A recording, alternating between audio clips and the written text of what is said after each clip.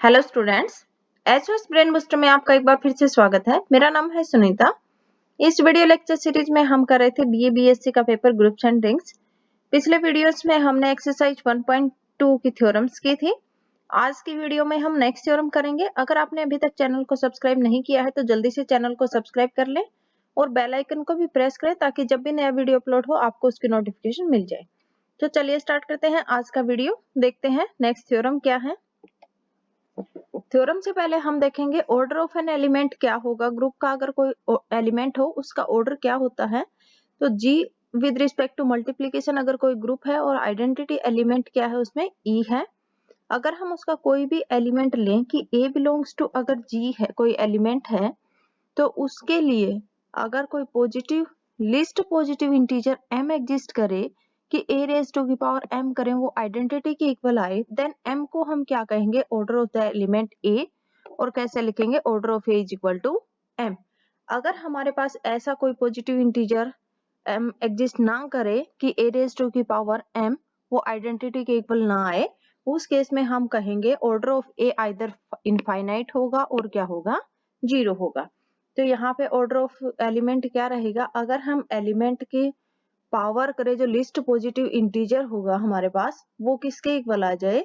अगर a raise to की power m करेंगे और m यहाँ पे क्या है, लिस्ट पॉजिटिव इंटीजर है, तो वो अगर आइडेंटिटी के इक्वल आता है उस केस में हम m को क्या कहेंगे, वो m क्या है, एलिमेंट का ऑर्डर है। तो नेक्स्ट थ्योरम देखिए, the order of every element of a finite group is finite and is less than और equal to the order of the group. यहाँ पे हमें प्रूव करना है कि जो एलिमेंट होंगे ग्रुप के उसका ऑर्डर क्या होगा। अगर ग्रुप फाइनाइट है तो एलिमेंट्स का ऑर्डर भी फाइनाइट होगा और ग्रुप के ऑर्डर से ऑलवेज लेस देन या इक्वल रहेगा। तो देखिए इसका प्रूफ, जी हमने यहाँ पे विद रिस्पेक्ट टू मल्टीप्लीकेशन एक फाइनाइट ग्रुप लिया है और ए अगर कोई उसका एलिमेंट है। अब क्योंकि जी यहाँ पे ग्रुप है तो ग्रुप के a square, a cube, A4 and so on ये सारे क्या होंगे, एलिमेंट्स होंगे जी के। अब जी जो ग्रुप लिया है हमने वो फाइनाइट है। अब फाइनाइट है तो जो नंबर्स लिए हैं हमने a square, a cube, A4 and so on, ये क्या होंगे, सारे डिस्टिंक्ट नहीं होंगे। इसलिए हम अज्यूम कर लेते हैं कि a रेज टू की power m1 is equal to a raise to की पावर m2। मीन्स कोई दो एलिमेंट हम इक्वल ले लेते हैं। यहाँ पे हमने m1 a रेज टू की पावर m1 एलिमेंट और a रेज टू की पावर m2 जो एलिमेंट है वो हमने क्या कर लिया है, सेम ले लिए हैं। m1 की वैल्यू ग्रेटर देन m2 है। अब यहाँ से क्या आ जाएगा आपके पास, a रेज टू की पावर m1, इसको हम लिख सकते हैं a रेज टू की power m1 by a raise to की power m2 is equal to 1। और इसको लिख सकते हैं a रेज टू की पावर m1 माइनस m2 और 1 को हम क्या कर सकते हैं, a रेज टू की पावर 0। अब 1 मल्टीप्लिकेटिव आइडेंटिटी है, ये क्या है, 1 को हम मल्टीप्लिकेटिव आइडेंटिटी भी लिख सकते हैं। तो यहाँ पे हमने e लिख लिया है, आइडेंटिटी जो एलिमेंट है हमारा। तो a रेज टू की पावर m1 माइनस m2 किसके इक्वल आ गया, e के इक्वल। It means a raise to की पावर m1 माइनस m2 को अगर हम m नाम दे दें तो a रेज टू की power m is equal to क्या आ गया, आइडेंटिटी के इक्वल। अब जैसे हमने अभी जो ऑर्डर एलिमेंट का ऑर्डर क्या होता है, तो अगर a रेज टू की power m is equal to identity आ जाए और m क्या होता है, लिस्ट पॉजिटिव इंटीजर होता है। अब यहाँ पे हमें ये तो पता नहीं है कि हमारे पास ये जो m है वो लिस्ट एलिमेंट है या मीन्स इसका ऑर्डर क्या है, ए का ऑर्डर इससे भी लेस है। तो इस केस में हमारे पास क्या रिजल्ट रहेगा कि देयर एग्जिस्ट करेगा पॉजिटिव इंटीजर। यहाँ पे हमने जो m लिया है कि a रेज टू की पावर m अगर आइडेंटिटी के इक्वल है, it means order of a क्या रहेगा, less than equal to m। m भी हो सकता है या m से भी कोई लेस एलिमेंट ऐसा हो सकता है कि e रेज टू की पावर a रेज टू की पावर करें उस एलिमेंट को, वो आइडेंटिटी के इक्वल आ जाए तो फिर वो a का ऑर्डर हो जाएगा। इसलिए हमारे पास यहाँ से क्या रिजल्ट आया है कि ऑर्डर ऑफ ए क्या रहेगा, less than equal to m रहेगा। m कोई फाइनाइट वैल्यू है इसलिए ऑर्डर ऑफ ए क्या आ गया, यहाँ पे फाइनाइट आ गया। हमें एक तो ये दिखाना था कि अगर ऑर्डर ऑफ द ग्रुप अगर फाइनाइट है उस केस में एलिमेंट का ऑर्डर भी फाइनाइट ही रहेगा। तो फर्स्ट हमारा प्रूव हो गया है। अब हमें क्या प्रूव करना है कि order of the element is less than equal to क्या रहेगा, ऑर्डर ऑफ द ग्रुप। तो देखिए नेक्स्ट, हमने अज्यूम कर लिया है यहाँ पे n कोई ऑर्डर ले लिया है एलिमेंट a का। अब a रेज टू की पावर 1, a रेज टू की पावर 2, a रेज टू की power 3 and so on a raise to की पावर n। क्योंकि अगर n ऑर्डर है तो a रेज टू की पावर n क्या आएगा, आइडेंटिटी के इक्वल आएगा। तो यहाँ से हम क्या कह सकते हैं कि a square, a cube and so on ये सारे क्या होंगे, डिस्टिंक्ट एलिमेंट होंगे जी के। अब सपोज कर लेते हैं, क्योंकि हमें प्रूव करना है कि ऑर्डर ऑफ एलिमेंट क्या रहेगा, ऑर्डर ऑफ जी से लेस रहेगा। हमें जो प्रूव करना है उसका हम कंट्राडिक्शन मान के चलते हैं। सपोज कर लेते हैं कि ऑर्डर ऑफ ए क्या है, ग्रेटर देन है ऑर्डर ऑफ द ग्रुप जी। अब ऑर्डर ऑफ ए हमने यहाँ पे अज्यूम किया है वो क्या है, n है, मींस n क्या है, ग्रेटर देन ऑर्डर ऑफ जी। और ऑर्डर क्या होता है, जितने नंबर ऑफ एलिमेंट्स होते हैं ग्रुप में, तो नंबर ऑफ एलिमेंट्स इन जी क्या आ गया यहाँ से, लेस देन n आ गया। और यहाँ पे हम कह रहे हैं a square, a cube and so on ये सारे क्या हैं, डिस्टिंक्ट एलिमेंट हैं जी के। इट मीन्स जी में कम से कम n एलिमेंट्स तो हैं, इससे ग्रेटर भी हो सकते हैं। यहाँ पे हम क्या कह रहे हैं कि नंबर ऑफ एलिमेंट्स इन जी क्या आ गया, लेस देन n आ गया, कि जो नंबर ऑफ एलिमेंट्स होंगे जी में वो n से लेस देन है। इट मीन्स कंट्राडिक्शन हो गया कि जो सारे जो हमने a square, a cube and so on ये डिस्टिंक्ट एलिमेंट लिए थे, तो यहाँ पे ये फर्स्ट का कंट्राडिक्शन हो गया है। इट मीन्स जो हमने सपोज किया कि order of a greater than order of G वो क्या है, रोंग है। तो ऑर्डर ऑफ ए क्या रहेगा, less than equal to order of G रहेगा। नेक्स्ट देखिए, नेक्स्ट थ्योरम है the order of an element of a group is the same as that of its inverse. हमें यहाँ पे प्रूव करना है कि ग्रुप का अगर कोई भी हम लें एलिमेंट, तो ऑर्डर ऑफ एलिमेंट क्या होगा, सेम रहेगा उसके इनवर्स के। जैसे हम अगर कोई एलिमेंट लेते हैं जो कि ग्रुप जी से बिलोंग करता है, तो ए इनवर्स क्या होगा, जितना ऑर्डर का इसका ए इनवर्स का रहेगा वही क्या आएगा, ऑर्डर ऑफ ए, या ऑर्डर ऑफ ए का इनवर्स जितना होगा वही ऑर्डर ऑफ ए इनवर्स रहेगा। ये चीज हमें यहाँ पे प्रूव करनी है। तो देखिए इसका प्रूफ, ए हमने यहाँ पे कोई एलिमेंट ले लिया है जो कि ग्रुप जी का कोई एलिमेंट है। अब फर्स्ट केस तो क्या हो सकता है, जब ए का ऑर्डर फाइनाइट हो। सेकंड केस क्या हो, जब ऑर्डर ऑफ ए एलिमेंट का ऑर्डर क्योंकि फाइनाइट भी हो सकता है, इनफाइनाइट भी हो सकता है। तो यहाँ पे फर्स्ट केस हम अज्यूम करेंगे जब हमारे पास जो एलिमेंट लिया है हमने उसका ऑर्डर फाइनाइट है। यहाँ पे हमने अज्यूम कर लिया है कि ऑर्डर ऑफ ए n है। अब ई अगर आइडेंटिटी हो, तो जैसे हम ऑर्डर ऑफ ए की डेफिनेशन क्या है, ऑर्डर ऑफ ए अगर n होगा उस केस में ए रेज टू की पावर n किसके इक्वल आएगा, आइडेंटिटी के equal.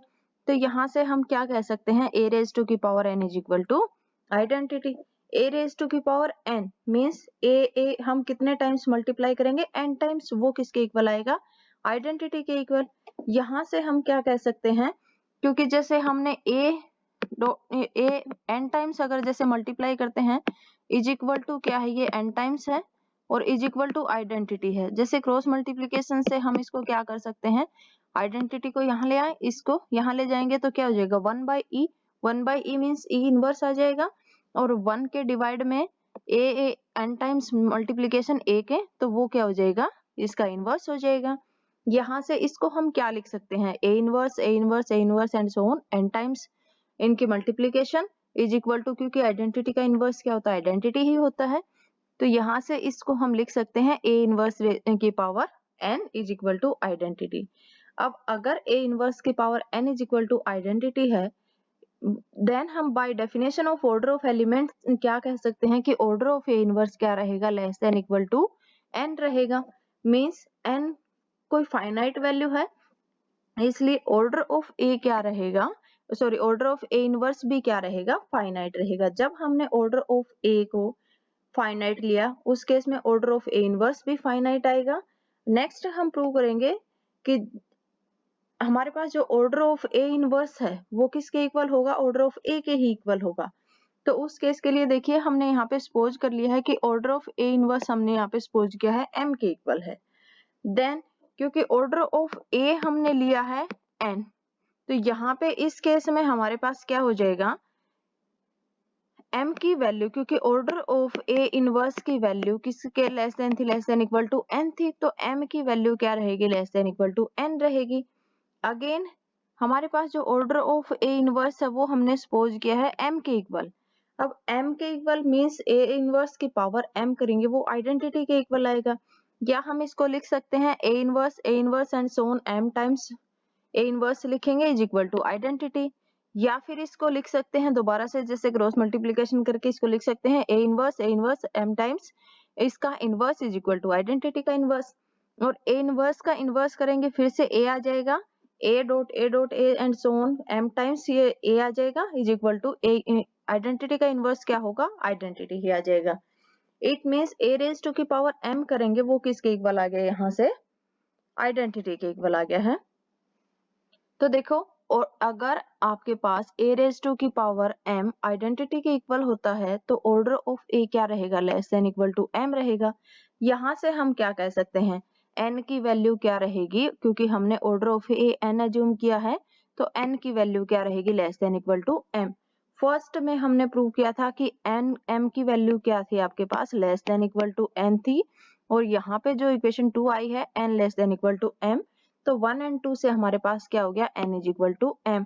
Means order of a और ऑर्डर ऑफ a इनवर्स दोनों क्या रहेंगे, इक्वल रहेंगे, दोनों फाइनाइट हैं और दोनों क्या ऑर्डर क्या रहेगा, सेम रहेगा। सेकंड केस हम लेते हैं जब ऑर्डर ऑफ a क्या हो, इनफाइनाइट हो।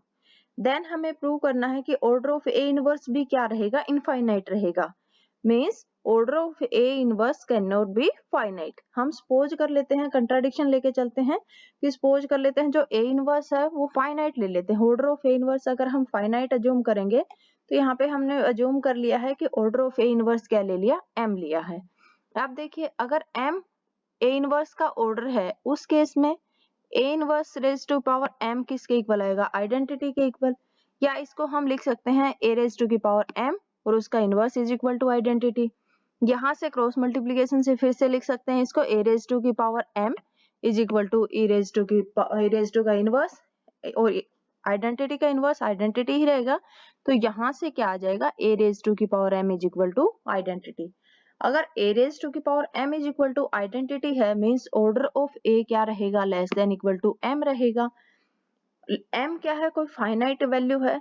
हमने यहाँ पे प्रूव कर दिया है कि order of a less than equal to m means a का ऑर्डर क्या है, फाइनाइट है।